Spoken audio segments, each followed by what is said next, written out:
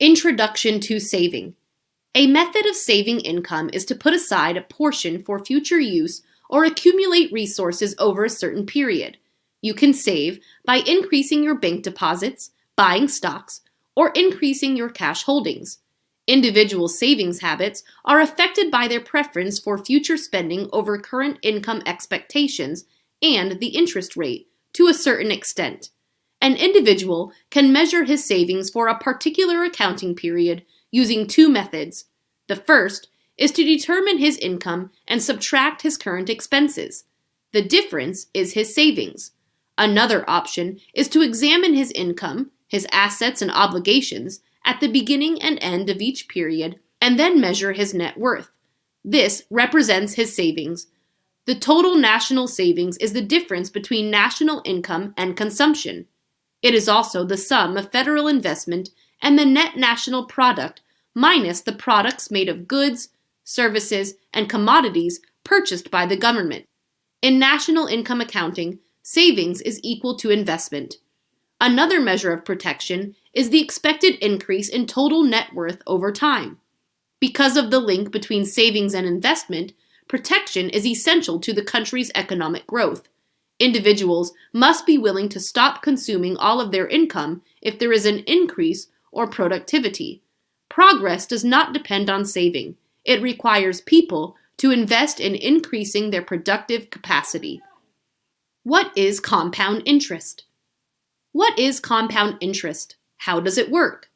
Compound interest, as it is commonly defined, is when you earn interest on your investment. It is when your money makes more money. Your money will grow faster and possibly exponentially with compound interest. Because compound interest is so strong, compound interest is one of my favorite subjects in personal finance. It was a discussion about compound interest in college that sparked my initial interest in personal finance. This passion has since become a 14-year-old pastime and side income, and now with the blog, a side hustle. The teacher showed me a chart that was very similar to the one you see here. This post and the chart I created will hopefully inspire you all to make positive changes. Remember that compound interest can also be a double-edged sword. If compound interest works for you, like long-term investments in solid stock mutual funds or stocks, it can help you make significant returns on your investment. It can make it harder to get out of debt, as it does with high-interest credit card debt. Albert Einstein once famously stated, "Those who understand interest earn it. Those who don't pay it get it." What is compound interest? An example can help you understand compound interest. Let's say you have $1,000 in retirement savings. You earn 10% on your money that year, which is $100. The following year, you'd start with $1,100. The same 10% is earned the next year. This means that you will earn $110 on $1,100. By the end of the year, you will have $1,210. You now have $1,210 after only investing $1,000. Let's say you keep that $1,000 in your investment account for 40 years. That is an average working life. You never increase it. You would be able to make $45,259 if you have a 40-year average annual rate of return of 10%. What if you could earn a 12% yearly rate of return? This is feasible long-term if your investments are in solid stock mutual funds. Your balance would amount to $93,051. That's amazing! This is because of the exponential growth that occurs when interest earns interest. Let's make it more fun by increasing the initial investment to $2,000. You would earn $186,101 if you had an annual return rate of 12% after 40 years of investing $2,000 only. It's fun to get geeky about this stuff. Are you a young adult or teenager who could benefit from this information? You could be a middle or high schooler, a college student, or a recent college graduate. It can truly transform their lives, and all of them, including yours. Why is compound interest so significant? Because of its potential to significantly impact your financial situation over time, compound interest is substantial. Compound interest can be very detrimental to your financial status, as with credit card debt. J. Reuben Clark taught that compound interest is not a good thing. It doesn't sleep, it doesn't get sick, or it dies. It works on Sundays and holidays. It never travels. It takes no pleasure. It is never laid off nor dismissed from work. It has no love or sympathy, and it is as soulless and hardy as a granite mountain cliff. You cannot escape the fact that interest will be your constant companion once you are in debt. If compound interest is working for your benefit, it may be able to bring you enormous wealth. Because of the incredible potential of compound interests, it is essential to start investing as soon as possible and as often as you can. If you started saving $200 per month towards retirement at age 25, and you invested that money for 40 years at a rate of 12% annually, you'd have $2,061,942 by retirement. This is a $200 per month investment. American households spend more on dining out each month than they do eating in. If you made dining out a pleasure instead of a daily necessity, it could be enough to support your retirement. How to change your perception about saving money. Which would you prefer, $100 now or $100 in a year? Would you select $100,000 today or $1,000 per month for the rest of your life? This simple approach solves these types of financial problems by using net present value, or NPV. This calculation compares money received in the future with money received today, accounting for interest and time. This calculation is based on time value money, or TVM, which explains how time affects goods' monetary worth and value. Although the TVM calculation sounds complicated, we can understand NPV and its basic variations, present and future values, and apply this formula in everyday practice. The time value of money. Which option would you choose if you had $100 now or $100 in a year? This is the most common way the TVM idea has been taught in America at almost all business schools. Most people who are asked this question choose to accept the money right away. TVM believes that the amount of cash available at any given time is more valuable than what will be in the future. Why? But why? Three main arguments support the TVM hypothesis. A dollar can be invested and earn interest over the long term, giving it potential earning power. Money is also susceptible to inflation. This can reduce the currency's spending power over time and make it less valuable in the future. Finally, there is always the risk of not getting the dollar in the future. But if you keep the dollar now, there is no risk of this occurring. As the old bird in the hand is better than two in the bush proverb goes. It's difficult to accurately assess this risk, making it more challenging to use the dollar in a specific way. Understanding the time value of money. Illustration of the present net value. Would you prefer to receive $100,000 today or $1,000 per month for the rest of your life? Many people don't know which one they would choose. However, a net value calculation can help you determine which option is best for you financially. It will tell you how long you would live and what interest rate you'd earn if the $100,000 was yours. There are several variations of the time value money estimates. Net present value allows you to value a series of future payments into a single large amount today, as you see in many lotto prizes. It will enable you to appreciate a stream of future payments into a lump sum today. The present value tells you the future worth of a certain amount of money. Future value gives the future cash value that you have. What would you answer if someone asked you to choose between $100,000 today and $120,000 in a year? The $100,000 represents your present value, while the $120,000 represents your future value. If the interest rate used in the calculation was 20%, the difference is negligible. Calculating the time value of your money. A TVM calculation consists of 5 components. These components are number of periods, as in months or year, annual interest rate, or discount rates depending upon the analysis, current value, what you have in your pockets now, payments. If there aren't any, then payments equal 0. Future value is the amount that you will get in the future. Because a mortgage is paid off in the end, it will have zero future value.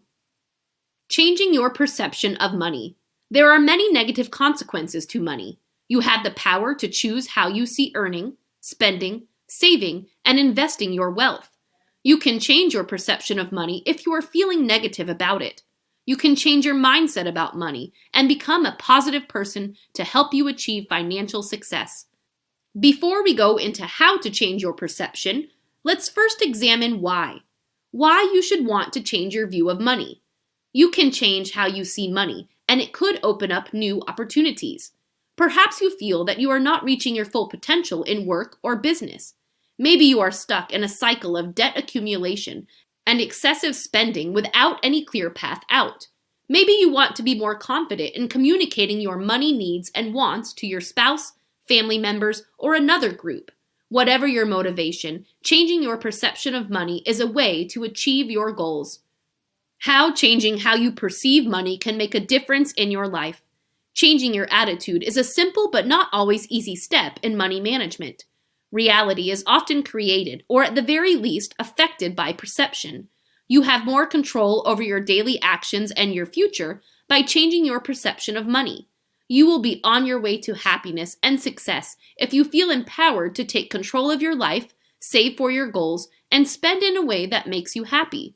Being positive will help you see more opportunities and allow you to take action. You will attract all you want and repel everything you don't. Saving money and your kids. Most parents will have to modify their financial situation when starting a family. Raising children can be expensive, from buying birthday gifts to paying extracurricular fees. Monica Sipes is a senior wealth advisor at Essential Wealth Advisors. She lives in Frisco, Texas. Children are very major budget disruptors. It doesn't matter if you want to teach your child money management skills, pay college tuition, or set them up for financial success. It is essential to start saving early. It is essential to use the correct accounts. Your goal may determine the best way to save money on behalf of your children. These are 7 options to think about. Save money for your children. Open a custodial account.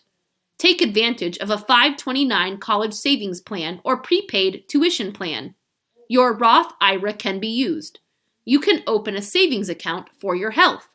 You can save money by setting up a trust fund. Teach your children the importance of saving money. How to save money for your children. Saving money for your children is not always easy. It can be challenging to save money for your children early on because of the many life changes that come with having a child. This can continue into adulthood and beyond. Raising children is expensive. If you can save even a small amount each month for your child, it will help you build a nest egg and establish a savings routine that will benefit your entire family. A straightforward account for children is an excellent way for your child to start saving. These are some ways to increase your savings. Establish a trust fund. You may want to leave money to your children in the form of an inheritance. A trust can be set up and assets like real estate and investments moved into it. This will help keep your assets from being probated after your death. Learn more about trust formation and hire an attorney to help you create it. Open an investment account. Under the Uniform Gifts for Minors Act, or UGMA, or Uniform Transfers for Minors Act, UTMA, you can open a custodial bank account in your child's name. Your child owns custodial accounts, but you, or the designated custodian, retain control over the money until your child turns 18. The only problem is that UGMA and UTMA accounts may make it harder for your child to receive financial aid once they are in college. These funds are generally considered student-owned assets. You can also contribute to your taxable investment account to help you accumulate reserves that you can use later to pay for college or assist your children. You can open a Roth IRA under the name of your child. A Roth IRA can be an individual retirement account, which is funded using after-tax funds. Contributions to a Roth IRA are not subject to tax deductions. However, the gains and qualifying withdrawals are exempt from tax. You don't have to be at least 18 to open a Roth IRA. However, your child must earn income to contribute. The contribution should not exceed the annual income of the child. If you donate $1,000 this year to your teen's Roth IRA and it grows an average of 7% yearly, it will be worth over $29,000 when they retire in 50 years. What is compound interest? What is compound interest? How does it work? Compound interest, as is commonly defined, is when you earn interest on your investment. It is when your money makes more money. Your money will grow faster and possibly exponentially with compound interest. Because compound interest is so strong, compound interest is one of my favorite subjects in personal finance. It was a discussion about compound interest in college that sparked my initial interest in personal finance. This passion has since become a 14-year-old pastime and side income. And now, with the blog, a side hustle. The teacher showed me a chart that was very similar to the one you see here. This post, and the chart I created, will hopefully inspire you all to make positive changes. Remember that compound interest can also be a double-edged sword. If compound interest works for you, like long-term investments in solid stock mutual funds or stocks, it can help you make significant returns on your investment. It can make it harder to get out of debt, as it does with high-interest credit card debt. Albert Einstein once famously stated, "Those who understand interest earn it. Those who don't pay it get it." What is compound interest? An example can help you understand compound interest. Let's say you have $1,000 in retirement savings. You earn 10% on your money that year, which is $100.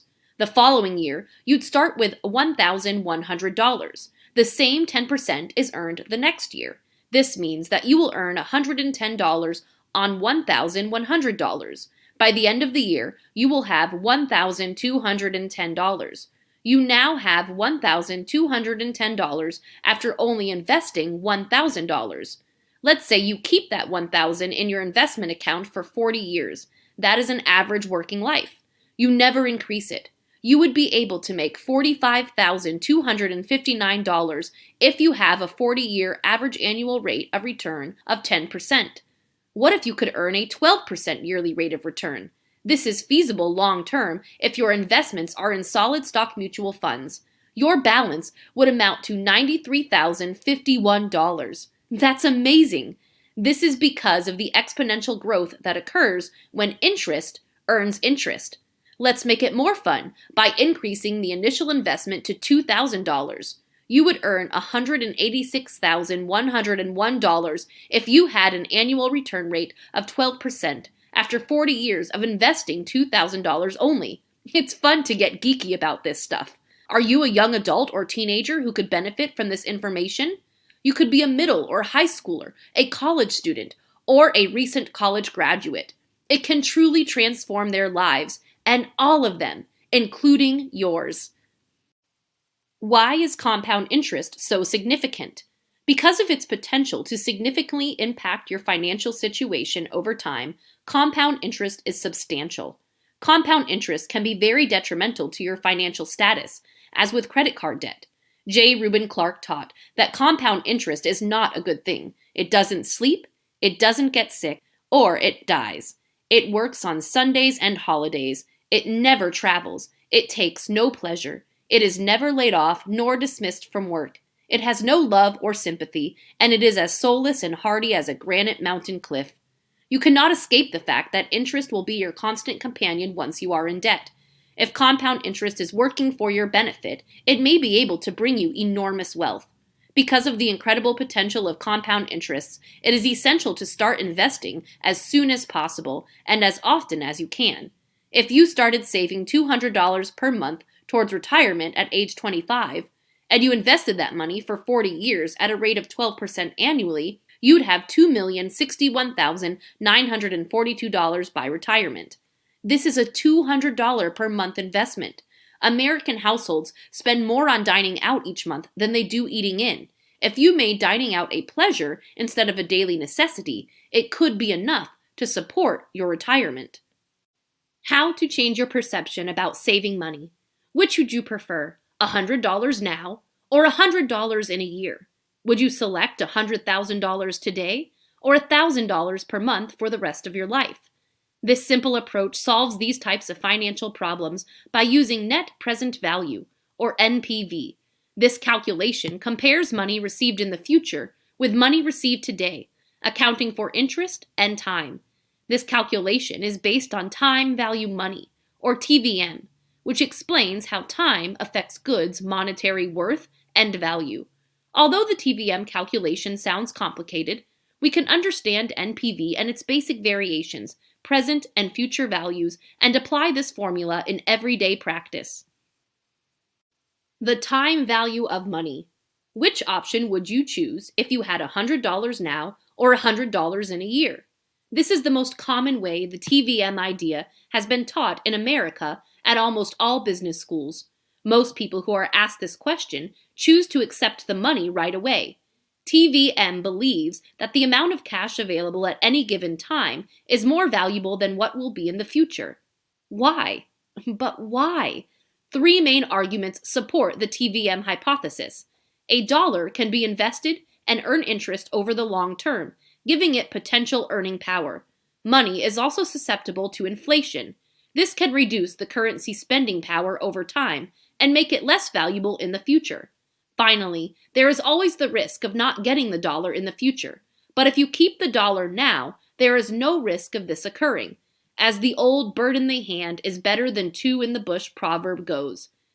It's difficult to accurately assess this risk, making it more challenging to use the dollar in a specific way. Understanding the time value of money. Illustration of the present net value. Would you prefer to receive $100,000 today or $1,000 per month for the rest of your life? Most people don't know which one they would choose. However, a net value calculation can help you determine which option is best for you financially. It will tell you how long you would live and what interest rate you would earn if the $100,000 was yours. There are several variations of the time value money estimates. Net present value allows you to value a series of future payments into a single large amount today, as you see in many lotto prizes. Will enable you to appreciate a stream of future payments into a lump sum today. The present value tells you the future worth of a certain amount of money. Future value gives the future cash value that you have currently. What would you answer if someone asked you to choose between $100,000 today and $120,000 in a year? The $100,000 represents your present value, while the $120,000 represents your future value. If the interest rate used in the calculation was 20%, the difference is negligible. Calculating the time value of your money. A TVM calculation consists of 5 components. These components are number of periods, as in months or year, annual interest rate, or discount rates depending upon the analysis, current value, what you have in your wallet currently or in your pockets, payments. If there aren't any, then payments equal 0. Future value is the amount that you will get in the future. Because a mortgage is paid off in the end, it will have 0 future value. Changing your perception of money. There are many negative consequences to money. You have the power to choose how you see earning, spending, saving, and investing your wealth. You can change your perception of money if you are feeling negative about it. You can change your mindset about money and become a positive person to help you achieve financial success. Before we go into how to change your perception, let's first examine why. Why you should want to change your view of money. You can change how you see money, and it could open up new opportunities. Perhaps you feel that you are not reaching your full potential in work or business. Maybe you are stuck in a cycle of debt accumulation and excessive spending without any clear path out. Maybe you want to be more confident in communicating your money needs and wants to your spouse, family members, or another group. Whatever your motivation, changing your perception of money is a way to achieve your goals. How changing how you perceive money can make a difference in your life. Changing your attitude is a simple but not always easy step in money management.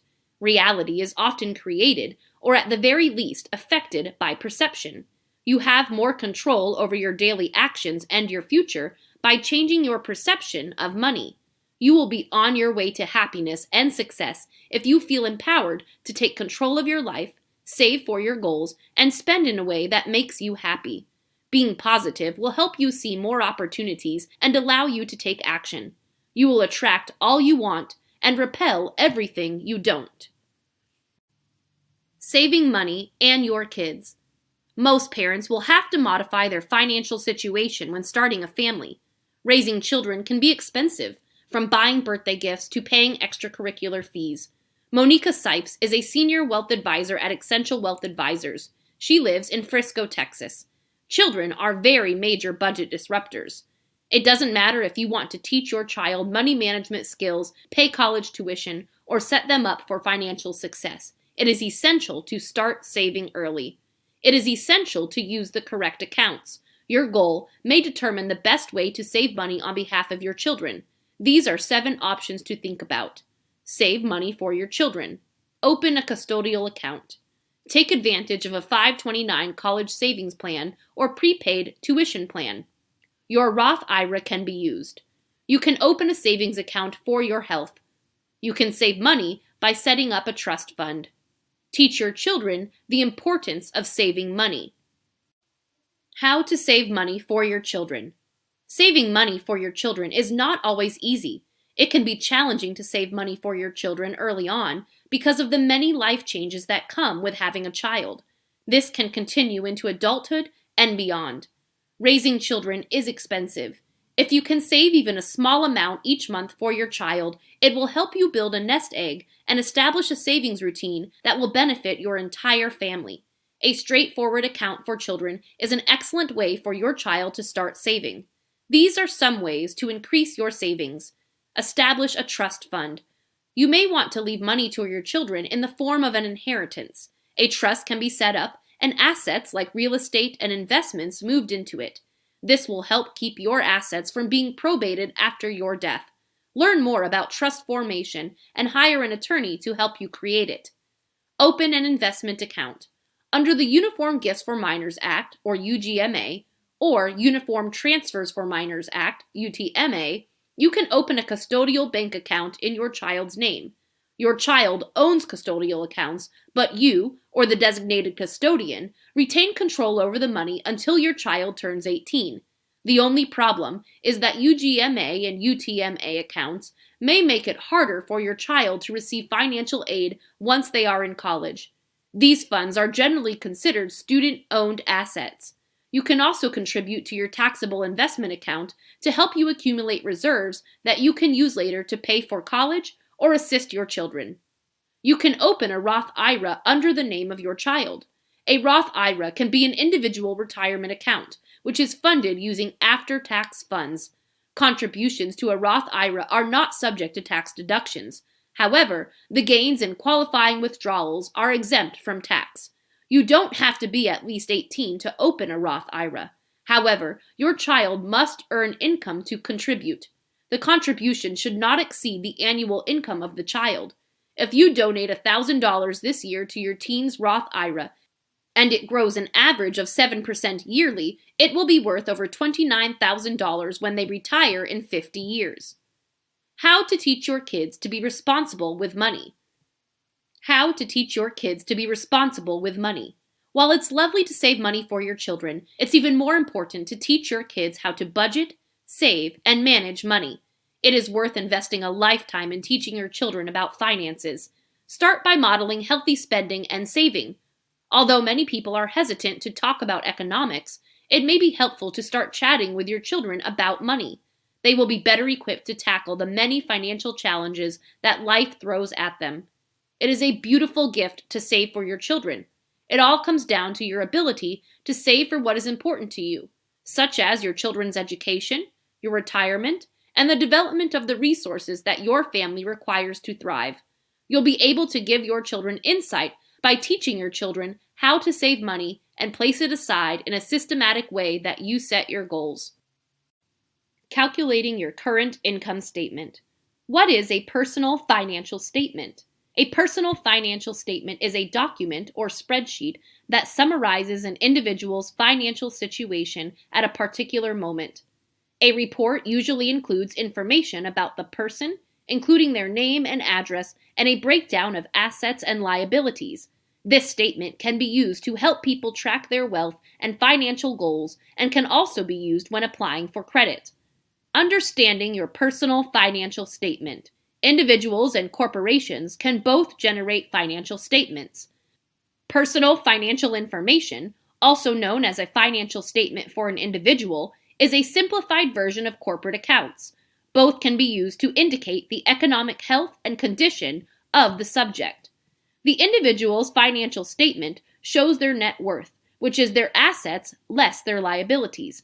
This indicates how much cash they have if all of their assets are sold and their debts are paid off. Negative net worth is a person's liability ratio that is greater than their assets. Positive net worth has more support than a liability. A personal financial statement is a way for individuals to track how their financial situation changes over time.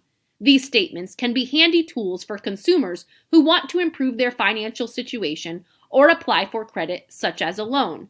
This allows consumers to avoid unnecessary queries about their credit reports and can help them avoid the hassles associated with denied credit applications. Credit officers can also use the statement to quickly gain insight into the applicant's finances to make informed credit decisions. The couple or individual may need to provide a personal guarantee to secure the loan in some cases. These items are not part of a personal financial statement. If the individual is personally or directly liable, business-related assets and liabilities are not included. The loan will be included in the individual's financial statements if they guarantee their business, similar to co-signing. Rent items. Any rental property is not included in your financial accounts as the assets aren't owned. If you rent the property out to another person, this will change. This scenario will see the property's value added to your asset list. Personal property. Items like furniture and home goods cannot be listed as assets in a personal financial statement because they are not quickly sold to repay a loan. If it can be assessed, private property with substantial value, such as antiques or jewels, may be included. Remember to keep this in mind. Credit history and your credit report are important factors when applying for new credit. Every lender has different standards. Even if your net worth is positive, meaning you have more assets than liabilities, you may still be denied a loan or credit card. What's an income statement? An income statement is one of the three most important financial statements used to report its financial performance over a particular accounting period. The balance sheet and statement of cash flows are the two other vital statements. The income statement, also known as the statement of revenue or expense, or the profit and loss statement, generally focuses on the company's revenues for a particular period. An income statement, along with a balance sheet and statement cash flows, is one of three primary financial statements. It summarizes a company's financial performance for a specific accounting period. Net income equals total revenue plus gains minus total expenses plus losses. Total revenue includes both operating and non-operating revenue. While total expenses include those incurred in primary and secondary operations, they are the sum of all revenues. Receipts are not revenue.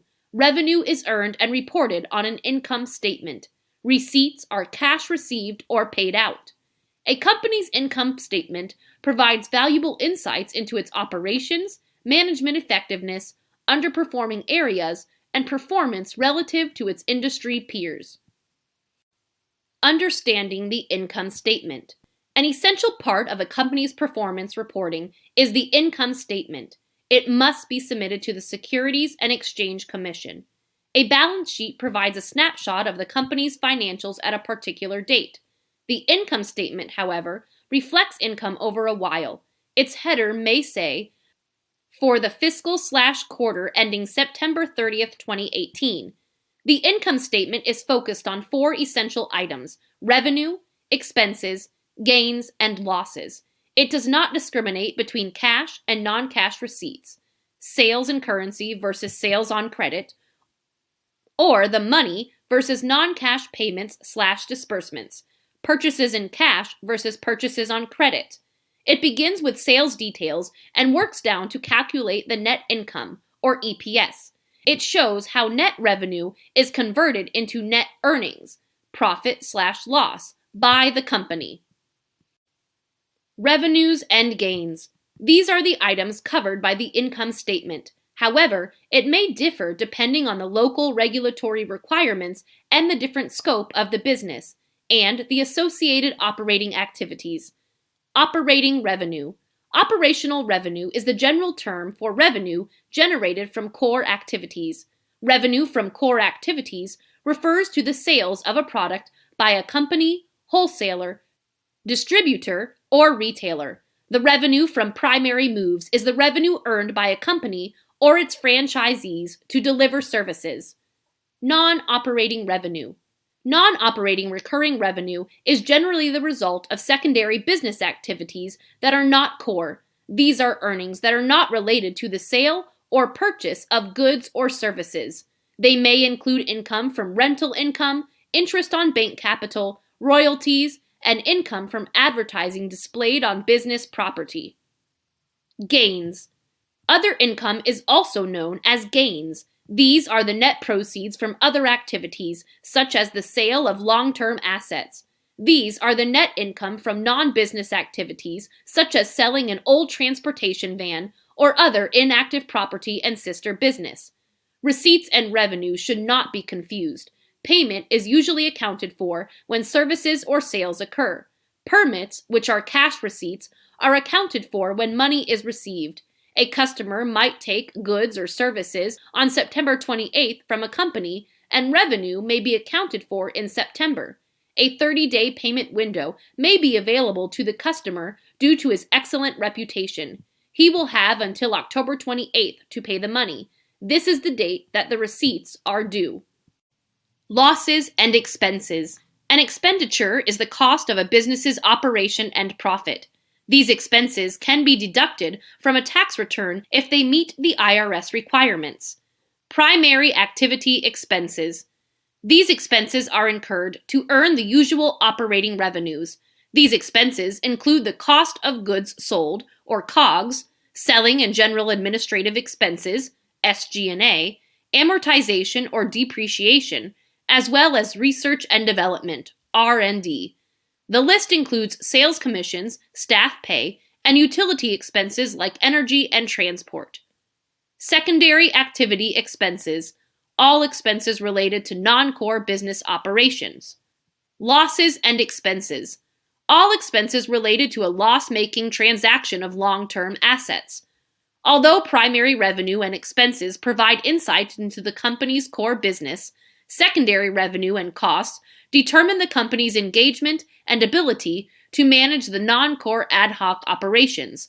A substantially higher interest income from money in the bank than the income from sales of manufactured goods indicates that the company may not be using the cash to its full potential or is having difficulty increasing its market share in the face of competition. The management can generate recurring rental income by placing billboards near the factory along a highway. This shows that they are leveraging the available resources and assets to increase profitability. Income statement structure. The following are the mathematic factors that determine the net income. Net income equals revenue plus gains minus expenses plus losses. Let's take an example of a sports goods company that also provides training to understand the details. Now, let's look at the income statement for its most recent quarter. It earned $25,800 through the sale of products and $5,000 for training services. The total amount spent on the activities is $10,650. It realized net gains of $2,000 through the sale of an older vehicle and suffered losses of $800 due to a dispute with a customer. For the quarter, net income was $21,350. This is the simplest form of the income statement that an average business could create. This is the single-step income statement. It's based on the basic calculation of adding up revenue, gains, subtracting expenses, and losing. Real-world companies operate worldwide, offer a variety of products and services, and are often involved in mergers, acquisitions, and strategic alliances due to the complexity of business operations and expenses and the need to report in compliance with regulatory requirements. Listed businesses use the multiple-step income statement. It separates operating revenues, operating costs, and gains from non-operating revenue, non-operating expense, and losses. Additionally, the income statement provides many details. The 4 stages of a business's operation are gross, operating, and pre-tax. This division helps us to see how income and profitability change from one level to another. A higher gross profit but lower active income means that there are more expenses. However, a lower pre-tax profit and lower after-tax profit indicate loss of earnings for taxes and other unexpected costs. Tax savings. 12 ways to save more on taxes. The overhaul passed by Congress last year has created a new tax environment. Many tax breaks were lost, but there are some new ones. The 2018 tax return will be the first that you file under the new regulations. However, now is the best time to save taxes. These ideas could pay dividends in the years and months ahead. 1. Maximize your tax-deferred savings. A tax-deferred retirement plan is one of the best ways to reduce your taxes. You are not only saving for a successful retirement, but you may also be able to reduce your income enough that you pay a lower tax rate. If your employer offers a tax-deferred plan like a 401k, ensure that you are participating so you don't miss out on any match offered by your employer, put in as much as possible. You have many options for tax-favored retirement plans if you own a business. These include simplified employee pensions and individual 401ks. Contributions reduce your tax bill while your earnings grow tax-deferred to your retirement. These schemes have high contribution limits, $55,000 a year for those under 50 and $61,000 a year for those over 50, so they can be an excellent shelter for significant earnings provided you have them. Number 2, tap into the good old IRA. Individual retirement accounts are an easy way to reduce your taxes in the same way as 401ks. However, they are subject to strict regulations. You can contribute $5,500 a year to an IRA if neither you nor your spouse is enrolled in a company's retirement plan. Your deduction may be reduced if you or your spouse have a work plan. It all depends on your income. Number 3, get a health savings account. Check to see if your company offers an insurance plan you can combine with a health savings account. If you do not have coverage, you may be able to create one. You can deposit pre-tax in a health savings account to cover various medical expenses, including deductibles, copays, and other costs covered by insurance like vision and dental treatment. An HSA gives you a triple tax benefit. Money that you put into an HSA is exempt from all taxes. No federal income tax, no state or local taxes, and no FICA tax. The balance grows tax-deferred and can be invested in mutual funds. Withdrawals used to pay for medical expenses are also tax-free. If you want to swing for the fences about the tax savings potential offered by an HSA, fund it with pre-tax money. However, pay for out-of-pocket health expenses with cash, not HSA funds. This will allow your HSA funds to grow tax-deferred, although it takes financial discipline and excellent health. Maximize tax savings by using a flexible savings account. The flexible savings account is somewhat similar to the HSA's younger brother. Although it is only available through employer-sponsored health plans, the FSA allows you to set aside pre-tax money up to $2,550 per year for qualified medical expenses, such as deductibles. This is $2,550 you don't have to pay taxes on. There's no federal income tax and no state tax. Nothing. However, unlike an HSA, these funds don't belong to you directly. If you don't spend them by the end of the year, they may revert to your employer. Most firms offer grace periods for money that can be paid down. You might also be allowed to carry forward up to $550 to the following year's spending period. You can't use an FSA if your HSA is registered. However, there are exceptions. Number 4. Donate money the tax-wise way. Consider sending appreciation stocks or mutual fund shares you have owned for over a year to charities if you are looking to make a significant contribution. This increases the efficiency of your donation. The fair market value of assets at the date of your charitable contribution is what you pay for them. You don't have to pay any tax on the profits. Don't give stocks or funds shares that have lost money. It's better to sell the item and declare the loss on your taxes. Then, you can donate cash to charity. This will give you a tax advantage, but you must minimize your deductions.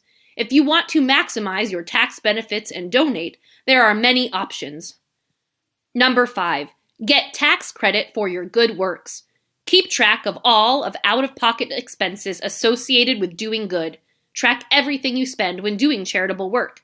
This includes stamps, ingredients for casseroles for the homeless, and the miles you drive for charity at 14 cents per mile. When calculating your charitable contribution deduction, add these costs to your cash donations. Number 6. Start a business. The tax reform offers a great incentive to people to start their businesses and get involved in the gig economy. The new tax law allows sole proprietors to use Schedule C and pass-through entities such as partnerships, LLCs, and S companies to deduct 20% of their qualified income before calculating their tax payment. A single owner in the 24% bracket might find that removing 20% of their income from taxes has an equivalent effect to lowering the tax rate down to 19.2%.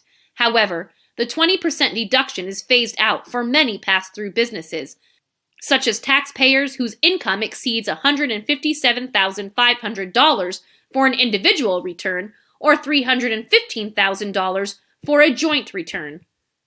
Number 7. Set up your home office. You can deduct home office expenses if you use a portion of your home for business purposes. This includes your electricity and insurance premiums. Home business owners often avoid these tax breaks out of fear of being audited. The IRS makes it much easier to claim this tax benefit. You can now claim a standard $5 deduction for each square foot of your office space up to $300 square feet instead of having to calculate individual expenses. Notable: if you were an employee with a dedicated home office you used as your primary business location, you would no longer be able to deduct these expenses under the new tax law. Number 8. Get green and go green. Homeowners who install alternative energy equipment are eligible for a tax credit.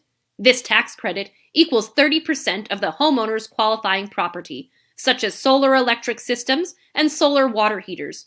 It also includes labor costs. This tax credit is available through 2019, and there is no cap. This percentage starts to fall: 26% in 2020, 22% in 2021, and 10% in 2022. Number 9. How do you pay for someone's care? Paying for someone's care? To pay $5,000 in child care expenses, $7,500 of your salary might be required after taxes. You can spend pre-tax funds if you use a child care reimbursement fund at work to pay these bills. This can help you save as much as a third of the cost. You can set aside $5,000 tax-free. You should take advantage of any such plan offered by your workplace. This doesn't just apply to children. If your spouse or family member is physically or mentally incapacitated, they may also be eligible. The new tax law expands ABLE accounts. This allows families to set aside up to $14,000 per year to pay special needs recipients. You can spend the money tax-free on most expenses. Account assets up to $100,000 do not count towards the $2,000 limit for supplemental security income benefits. The new law allows ABLE recipients to contribute their earnings to the account after the $14,000 cap on gifts from others has been reached. Parents and anyone with a 529 plan set up for a handicapped beneficiary can also roll the money into an ABLE fund. The rollover would not count towards the $14,000 annual contribution limit. Number 10. Avoid double taxation of your investment earnings. If your mutual fund profits are reinvested automatically in more shares, you should remember that each reinvestment increases your tax basis in the fund. This, in turn, reduces your taxable capital gain or raises your tax savings loss when you redeem shares in taxable accounts. Double taxation occurs when you fail to include reinvested dividends into your basis. This happens once in the year they were paid, and then later when they are included in the proceeds. Avoid making this costly mistake, Ask the fund for help if you aren't sure of your basis. Investors are often provided with the tax basis for shares that have been redeemed during the year by funds. Funds must report to the IRS the motivation for selling shares purchased in 2012 and any subsequent years. Number 11. Take into consideration tax-free bonds.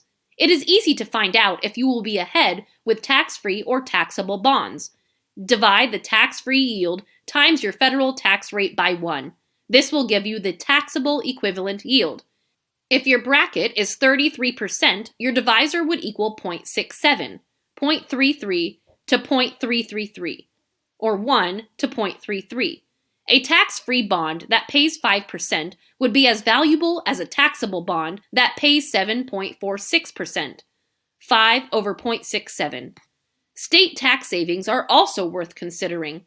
Tax-favored bond mutual funds are available that pay interest without federal or state income taxes if you live in high-tax states like California and New York. Number 12. Get smart with education tax breaks. Ask your boss to fund you to learn. Employers can receive up to $5,250 in tax-free educational aid each year. This means that the employer pays the bills, but it doesn't appear on your W-2 as part of your salary. These courses do not have to be related to a job. Graduate-level courses are also eligible. If your employer isn't generous, or you don't have one, and you're paying tuition for graduate courses or other training, you might be eligible for a lifetime learning credit. This credit is worth 20% of your qualifying expenses up to $10,000. This can reduce your tax bill by as much as $2,000 if your income exceeds $50,000 or $100,000. You will lose the opportunity to claim these tax savings. Child care savings. 5 ways to save more on child care expenses. Every working parent knows that child care can be expensive. Even working parents might not be aware of the total cost. Child Care Aware's recent research found that the annual cost for child care for children under 15 years old in 31 states exceeds the cost of tuition and fees to the state's public universities. Planning for your child's future education is essential, but you are more interested in saving money now. These are 5 ways to start saving on child care costs. Number 1. Explore all your options. Sometimes the most expensive care is not always the best. National chains include branding and marketing costs into their pricing. You may find that a local, independent child care center delivers a more personal service for fewer dollars. You might also consider the services offered by churches. These facilities are usually open to anyone, and you don't have to be a member. Daycare centers operate out of private homes. Make sure that the state licenses any solution you choose. Number 2, modify your schedule. Are you required to be at work 5 days a week to complete your work? Ask your employer to let you work from home for 1 day per week. Although it might seem small, the savings you will make by not using childcare for 1 day per week will add up. You need to be able to focus and do the work. Otherwise, it could backfire.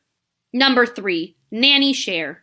Although hiring a full-time nanny might not be within your budget, it is possible to split the cost of the nanny with several families. If you have a family of like-minded friends with children the same age as yours, sharing a nanny full or partial time is an option. Nanny sharing offers the socializing benefits of daycare with the flexibility of in-home care and the one-on-one attention that a nanny can provide. Child and Dependent Care Tax Credit allows you to itemize up to $3,000 per child per year with a $6,000 family limit. It would be best if you made sure that the expenses are related to your ability to work. It doesn't pay for sleepaway camps or leisure time babysitting. However, day camp costs might qualify. This list contains 10 essential facts about the Child Care Tax Credit. Number 5. Think outside the daycare. You may only need child care coverage for an hour or 2 if your children are in elementary school. Be sure to check with your school to see if they offer after and before school activities. Numerous parks agencies provide similar services. You can also find responsible teenagers to babysit at home until you return from work. You'll be able to return home sooner, and your children will be able to start schoolwork or chores earlier. Save on communications/computer. 3 ways to save more on phone/computer expenses. Gartner analyst Ellen Kitces said that cutting costs is never an effort with long lead times at the company's USA Symposium, ITSPO 2008. Kitces, research vice president at Gartner, joined a panel of colleagues to present a plan for CIOs to cut costs. Their 2 tactical recommendations are in 4 categories: IT management, enterprise software, enterprise infrastructure and operations, the networks and telecom, and enterprise infrastructure, hardware, and IT operations. Number 1. Reduce regional support, make some redundancies, and freeze staff. Kitces stated that 37% of an average budget goes to people costs. This includes money paid out to contractors. Gartner estimates that firms plan to spend US dollars 13.454 per employee. This is already $200 less than the average, which amounts to 1.7% per worker. This region is difficult to discuss, but you can use a scalpel to get rid of it. You want to keep people who will ensure the best transmission and sharing of business knowledge. Number 2. Create new virtual teams and flatten your organization. Kitces said that virtual teams are becoming more popular because it reduces overhead administrative costs. Managers who once managed 7 employees may now manage between 15 to 20 people. Accelerate the growth of centralized services and shared services. Leverage enterprise-wide capabilities and reduce employees embedded in business units. By switching to shared services, organizations see a 15% to 20% decrease in their costs. Continue to take care. You can start by comparing your current costs and charting your operations. This will help you determine who you need to keep and who may be leaving. Number 3. To cut costs, hire an accountant on a short-term or loan basis. CIOs often take a knife and trim their budgets only to discover that the cost savings have been passed on to other business units. Kitces said that it is crucial to have an accountant verify that these costs are being taken out. You can also leverage legal expertise to assess contracts for penalty clauses or other conditions if you are making cutbacks. Maintaining or strengthening relationship management roles. Business analysts and business process and industry experts, account executives, relationship managers. Manage unmanaged expenses that you can quickly measure and reduce, such as printing or data center power consumption. Controlled costs can be managed smartly. Before you make a move, re-educate your business about service level agreements, SLAs. Let them know what happens if SLAs decrease by 5% or 10%. Save on debt payments. 7 ways to save more on debt expenses. No matter how much you make or what stage of life you're in, you're going to have to prioritize spending and saving. And when it comes to big financial goals, such as paying off debt or saving for retirement, selecting one to focus on first isn't always crystal cut. If you do have additional funds, how do you prioritize them? The good news, it doesn't have to be an either-or question. It's all about striking a balance that's appropriate for you. Here's how. Number 1. Review your budget to improve savings and cut debt.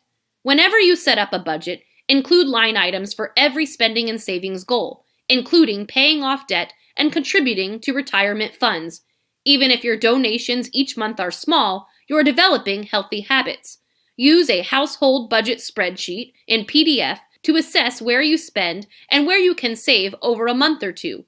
Review current bills, including bank and credit card data, to build a foundation, and modify based on spending and saving goals.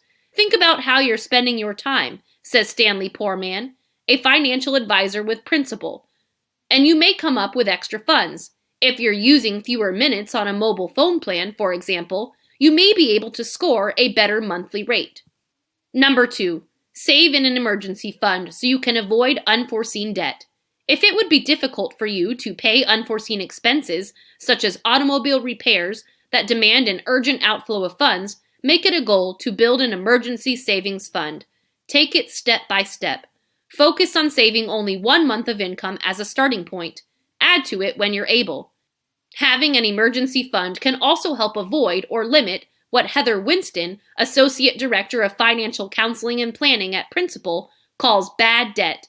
Bad debts generally are credit cards or stuff like payday loans, she says. They charge higher interest rates, and that might hinder you from getting ahead.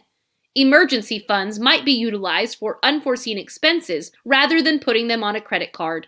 While debt has a role, using it intelligently may benefit you better long term. Number 3, save for retirement to obtain the minimal match from your employer. Free money seems like a great way to save, doesn't it? If you work for a company that gives a matching contribution on a 401k or 403b retirement plan, that's effectively what you're getting. If you save 5%, for example, and your employer matches it, you've suddenly quadrupled your savings. That means $100 saved doubles to $200 protected without any more budget manipulation from you.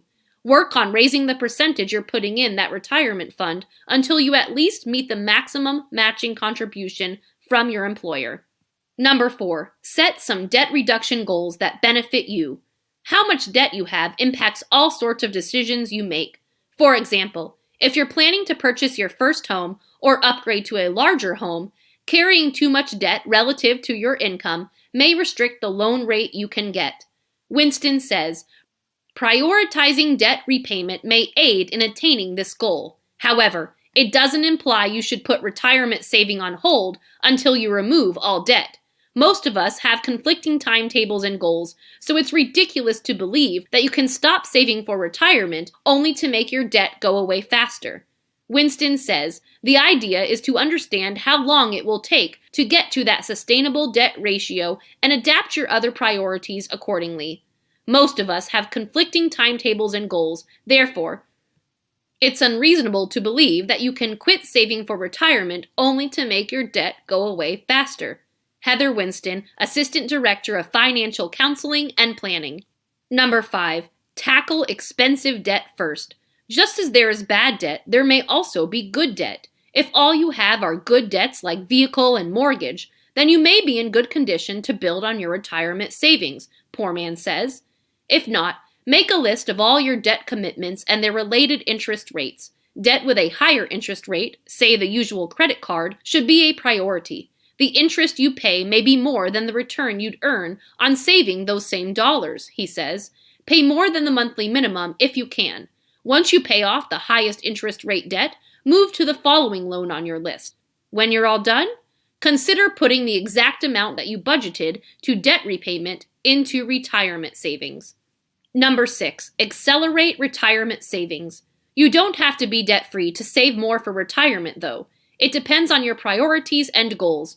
It's about finding the appropriate mix between paying off debt versus saving, Poor Man says. It might not be easy to compare how much you need to save for retirement versus how much you're able to save. Instead, consider modest measures which will ultimately bring you to your goals. For example, you may increase your retirement savings each year until you're contributing at an amount that takes you to your goal, Poor Man says.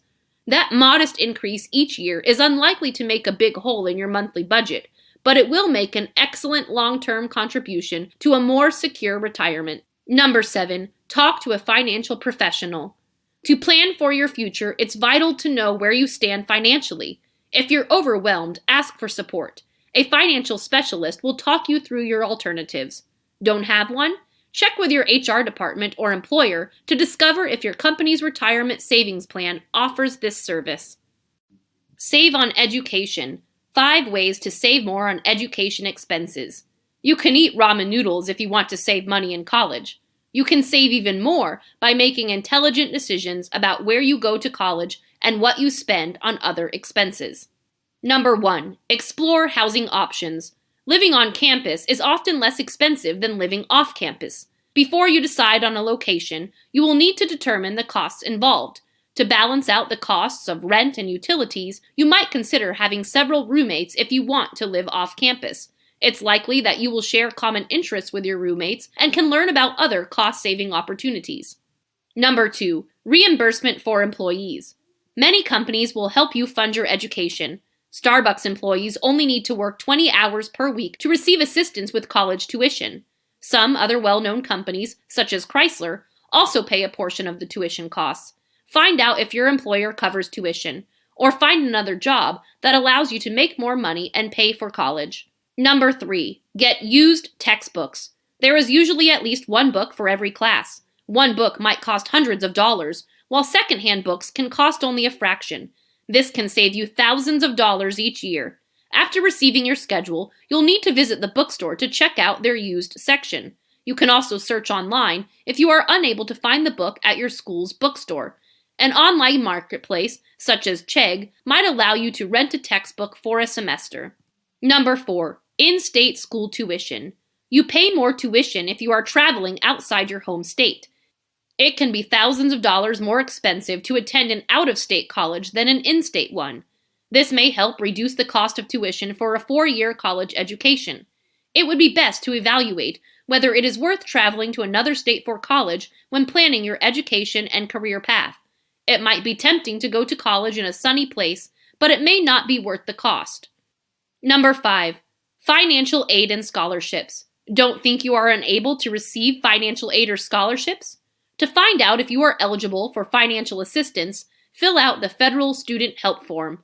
Online applications are free, so there's no need to worry about being turned down or losing application costs.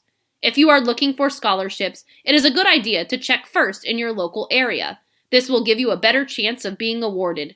After you have searched locally, expand your search to include other regions and sites online that may require an essay. You will likely find scholarship opportunities at the school you want to attend.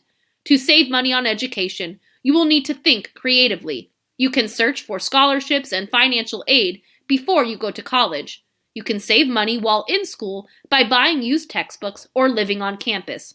All the savings you make will add up over time and won't leave you with much student debt. Entertainment savings. 7 ways to save more on entertainment expenses. You could do without tickets to movies, concerts, and plays, but saving money doesn't have to mean sacrificing the enjoyment of your life. How to reduce entertainment spending without sacrificing your favorite pastimes. Number 1, trim your services. Consider other price options for services that you already use. You can reduce your cable and internet bills by negotiating, downgrading, or combining them. Number 2, memberships in a group. Split the cost of a paid subscription with a friend, relative, or other people. Amazon Prime memberships are $99 per annum. However, members can share the benefits with another adult by creating an Amazon household. Each party gets access to Prime delivery, free movies, TV streaming, and Kindle books for $50 each. Splitting with a spouse, friend, or roommate can reduce your Costco membership costs by up to half. Each member receives a complimentary household card, which they can share with someone over 18 who lives in the same house. Number 3, get a library card. A public library card is all you need to access the entertainment world. You don't even have to rent or buy anything. You can access the internet or borrow movies, books, and audiobooks for free with your library card. Number 4, look for an alternative to cable. Cut the cord completely if you don't feel the trimming is enough to save you enough money. This could keep you up to $100 each month based on your average cable bill. You won't be starving if you cut the cable. Netflix and Amazon Prime Video offer streaming services that provide TV, movies, and original series. If you can live without AMC and CNN, then these streaming services can be a viable option. Sling TV is a cheaper alternative to cable and offers live TV at a fraction of the cost. Want to save even further? You can save even more if you have multiple streaming services like Netflix or Hulu. Number 5, participate in free events. Street festivals, concerts in parks, and other free activities are all available. Museums, zoos, and aquariums often offer free admission every month. Look out for venues that offer live music and comedy when you eat out or visit bars next time. For a complete list of future events, check your local newspaper, coffee shop, or university. Number 6, volunteer. Volunteering at the event can make it accessible if the concert or athletic event isn't available. You will not fully enjoy the event if your hands are full of tickets and garbage collection. Number 7, ask about discounts. To save money, all you need is identification. Seniors, military personnel, and students are eligible for discounts in stores, cinemas, restaurants, national parks, and theme parks. Children often get discounted tickets. Your membership status might be more important than who you are. AAA and AARP memberships offer savings perks, for example. Ask if you are qualified for discounts on entertainment purchases. Get more for food and drinks expenses. According to the United States Bureau of Labor Statistics, food is the third most expensive item in an American's budget, BLS. Entertainment expenses that include alcoholic beverages are not included. Food and beverage expenses are a significant portion of our budget. This means that they offer some of the best opportunities to increase your savings rate. Much financial independence and early retirement supporters focus more on reducing their top 3 expenses, housing, transportation, and food, than trying to save a few dollars with coupons and other low ROI tricks. These are just a few of the many ways to save money on food and beverages. How to save on your food and beverage costs. You can reduce your spending on food and drinks while still enjoying a high-quality life. Number 1. Drink tap water, not bottles. The biggest marketing fraud ever committed by beverage companies is what makes bottled water a multi-billion-dollar industry. However, the truth about tap water versus bottled water is not in favor of distributors, as Food and Water Watch reported. Bottled water may not be safer than tap water. Nearly 2/3 of bottled water, 64%, is tap water. Plastic waste from bottled water is millions of tons each year. 70% of plastic water bottles end up in landfills instead of being recycled. On a per-ounce basis, bottled water is approximately 2,000 times more expensive than tap water. Bottled water uses 1,100 to 2,000 times the energy of tap water during its lifetime. You can filter your water by placing a filter on the faucet or using a pitcher filter. If you prefer cold water, the pitcher can be stored in the refrigerator. A reusable water container is ideal for water on the go. Many bottles have built-in filters like this Life Straw water bottle. Number 2. Stop drinking sweetened beverages. Sugary drinks such as sodas and iced coffees can be expensive and potentially harmful. The American Diabetes Association's 2019 report revealed that sweetened drinks are linked to type 2 diabetes. According to the U.S. Department of Agriculture, USDA, the average American household spends thousands of dollars each year on soft drinks. Make your lemonade or iced tea instead. Use a gentle touch with the sugars. Number 3. Bulk disposables. Smart bulk buying is not possible for all the items on your grocery shopping list. You should avoid bulk buying of spices and olive oils. You can still buy certain things at bulk prices, such as food-related items and cooking-related products, which won't spoil. You can think of paper towels, toilet paper, and trash bags.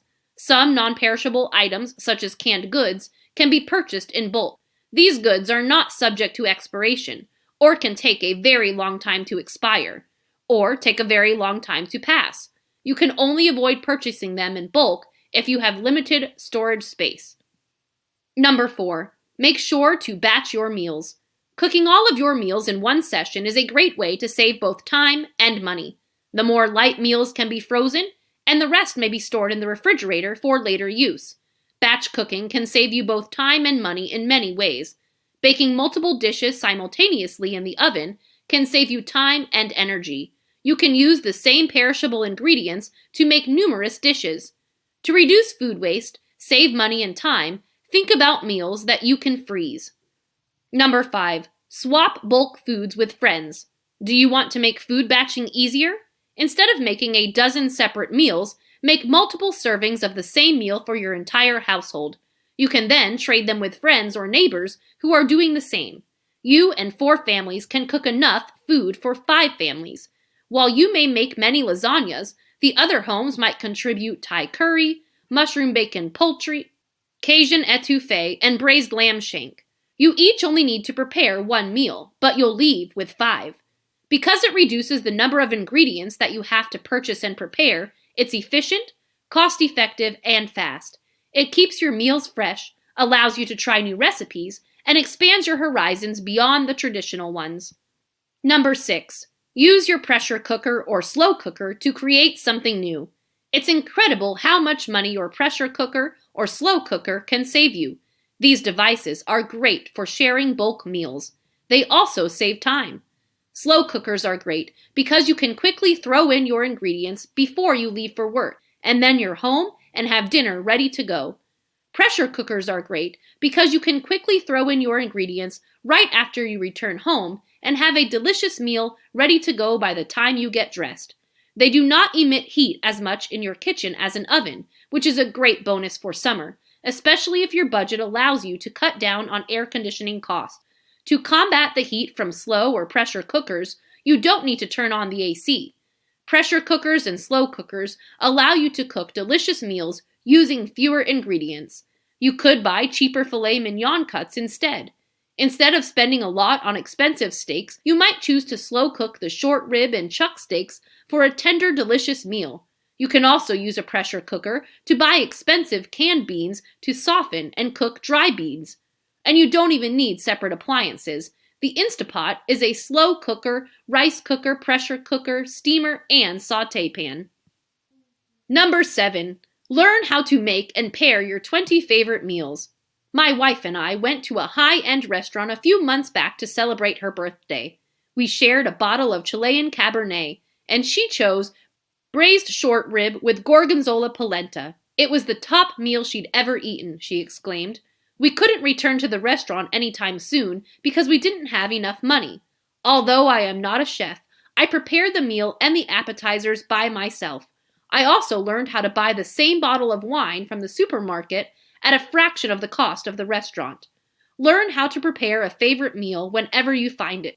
Learn how to prepare your 20 favorite meals and which wines pair well with them. You can make a gourmet dinner at home for as little as half the price of a meal at a restaurant. It tastes equally delicious. Start with easy recipes such as Tastes of Home's Best Restaurant Copycats, or any recipe you find on All Recipes if you are new to cooking. You can expand your repertoire from there. Number 8. How to make your favorite snacks. According to the USDA report, people spend an astonishing amount of money on salty snacks. You can make them at home for a fraction of the cost and ultimately control the ingredients. To make salsa, guacamole, and hummus, I bought a food processor.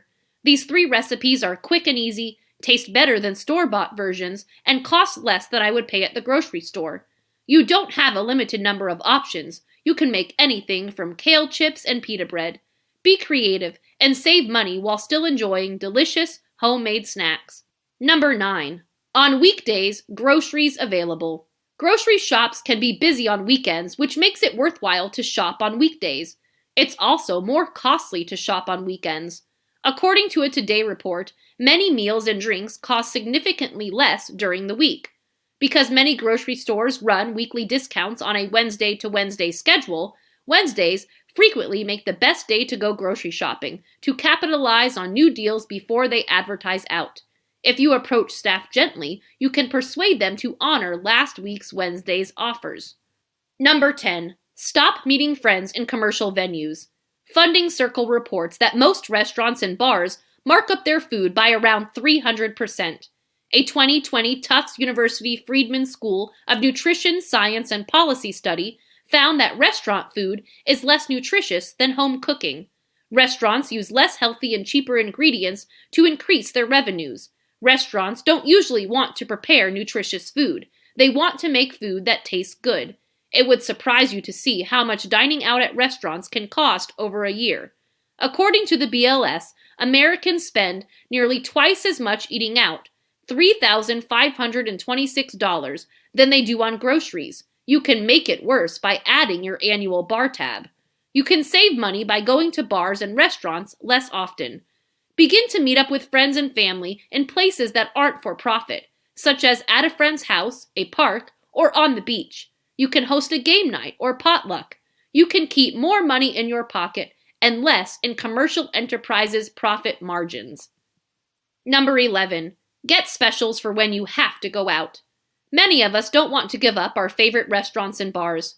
If you're looking for a little different, try visiting places that offer specials. When I was young, single, and living in the heart of downtown, I kept a spreadsheet listing all the happy hour and nightly specials at every restaurant and bar within walking distance. My friends made it a joke and texted me whenever they needed a referral. While you don't need to travel as far as me, it's worth keeping an eye on your favorite establishment's offers. Ask about nightly specials, happy hour deals, and recurring bargains. Plan to save money when dining out. Number 12. Plan weekly meals. Plan precisely what meals and how many you will make each week before you go grocery shopping. Next, take a moment to inventory your current ingredients and what ingredients you will need. Then, add the ingredients to your grocery list and only buy those items. There are no frills, no impulse buying. This is how grocery stores make the most money. They place high-margin, non-essential products in places you will notice and entice customers to spend more than they expected. They don't have to place chicken breasts and milk next to the cash register. They know that you will go out of your way for them to be in the back. They place goods not on your shopping list, such as tabloids and candy bars, close to the checkout register. The simplest way to keep money on groceries? The easiest way to save money on groceries is to plan your meals and stick with your list. Number 13. Do not shop with an empty stomach. According to a 2015 study in Proceedings of the National Academy of Sciences of the United States of America, impulse buying is significantly more common when you are hungry. Although it is old advice, it is an excellent piece of advice. Never eat a full meal before shopping for groceries or any other items. Take a healthy snack with you if you don't have the time to shop after a meal. Get more savings on gifts and donations. An average American spends approximately $800 annually on presents. If you are trying to cut down on your holiday spending, this may seem even more frightening than joyful. These 13 ways can save you money without spending too much on Christmas. Number 1. Stick to a budget. Although it may seem simple, creating a budget for Christmas is easy. You're almost sure to overspend if you don't have a budget. Make it a priority for this year. Decide how much money you can pay out on gifts. You will need to make a list of all the people you wish to gift a present to. Add the sum. Does the sum match? If they do, you can control your gift-giving budget. If your needs are more than your budget, you will need to be creative and reduce your spending on certain people. Number 2. Take advantage of early sales by buying your tickets in advance. It takes some planning ahead, but it is possible to save money by always being on the lookout. Becky S. is always on the lookout for toy sales beginning in spring. She says that she has a few Christmas gifts for each child, which she has tucked away. I spotted a great deal on Princess Lego sets at one time, so I had no choice but to grab it. Number 3. Cyber Monday shop. Cyber Monday is a better substitute for Black Friday's crowded parking lots, long lines, and long wait times. There will be discounts over the internet, often with site-wide sales that could blow Friday's deals out of the water. Number 4. Cash is the best way to shop. You'll spend 23% less if you use cash than if your credit card charges. You can also carry large bills to make it less likely to break them for small impulse purchases. Get more savings on health, fitness, and life insurers. 7 ways to reduce your health expenses. The amount you spend every year on health care can seem endless. From prescription medications, to doctor's visits, to co-pays and insurance premiums, it could feel like there is no limit to how much money you are spending. You can save a lot of money by doing some comparison shopping and doing your homework. These are 11 ways you can keep some extra cash in your pocket. Number 1. Ask about generics. Ask your doctor if there is a generic equivalent. Martin Rosen, author of the Healthcare Survival Guide, says that many plans will charge you a significantly higher copay if you take brand name drugs versus generics. It's also significant to ask if there are any over-the-counter options, particularly if you're looking for a supplement like a prenatal vitamin, iron tablet, or medication for a gastrointestinal condition. Number 2. Ask for a discount. Rosen says that 61% of those who sought a discount from a doctor received it. That's an incredible number. You don't have to be a loyal patient if you are financially strapped. Ask your doctor or healthcare provider if they can cut your costs for an office visit or procedure. You may be surprised. Number 3. Talk to your doctor. Larry Borges, the Midwest Business Group on Health's head, stated that around 20% of people don't feel prescriptions they get from their doctors. Half of the people don't understand the medicine, and half don't fill it. You could end up back in the hospital if you don't follow your doctor's advice, adding yet more medical costs. Number 4, take a look around. Although you may not be inclined to fill your prescriptions at the local pharmacy, it is possible. Check with other pharmacies to see what they charge for the same drug. There may be some savings. Borges states, it's definitely worth your time. Don't forget to mention the big box retailers like Walmart and Target, which offer meager prices on generic medication. Healthcare Blue Book is another website that can be useful in finding the best healthcare rates. Number 5, compare lab testing costs. Has your doctor advised you to have an MRI or a laboratory test? Call a few other locations before you make your way to the recommended facility to find out what their charges would be. Rosen states a wide range of costs for the same procedure across the country, and even within a specific zip code. It might cost substantially less depending on where the service is performed. Number 6, mail order medications are an option. Find out if your insurance covers mail order prescriptions if you take them regularly. You will generally get a 90-day supply at a fraction of the cost you would pay at the pharmacy. Number 7, visit the website of a drug manufacturer. You can check the website of any drug manufacturer to find out if they offer a discount or coupon that will lower your monthly cost. Borges states, it's amazing how many manufacturers do this now. If you find this book of value and love it, please consider leaving a review on Amazon. There is no obligation, and it does take a few minutes, but all feedback is appreciated. Reviews are a brilliant thing because they are the best way to let other potential customers know more about the book. Thank you again, and see you soon.